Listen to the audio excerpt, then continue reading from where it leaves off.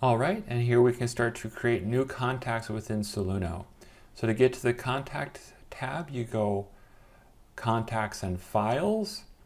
You select New Contact, and we get this screen. Soluno auto numbers the contacts, and we can add individuals, we can add companies. The contact concept is used for clients within the firm, other parties we just want to keep their name and address from. It could be used for opposing counsel. It could be used for the insurance company that pays in settlements.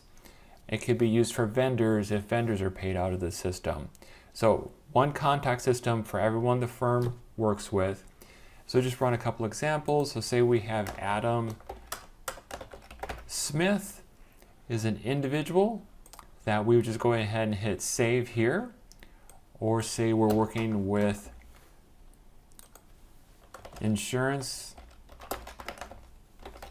company Z. So we want a suit against insurance company Z, and they are sending us a check that we're going to deposit into trust, that we want to go ahead and set up a contact for that so we can track exactly where the money came from. So see how this changed, that Soluno is going to treat this as a company. And sometimes you'll have both a specific name of a person and you have a company name. So this is usually if a client is a company and we are working with the president of the company, we would probably keep both names in there. With this, you can select within Soluno how you want the contact to be treated. Do we want this to show within the system as a company or as the individual? So for this one, we just want the individual client.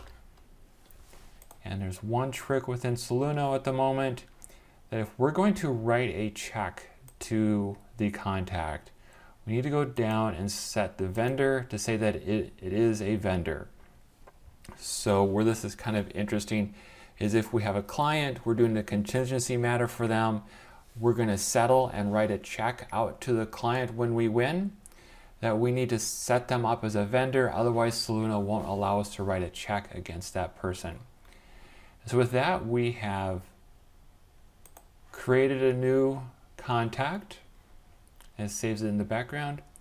If you want to edit a contact, again, it's the contacts and files. We go to Contact Manager, and then in this box we can use predictive search to find who we need to look for. So we just did Adam Smith, so we type in S, and we can pull up contact we just created. What else do we have in here? So here we have several example clients. So here we have an insurance company we're going to get settlements from. We have the state bar that we're sending IL to interest out to. And so we just a full list of all of our contacts, and we can just select them in that box and pull up their details from this screen.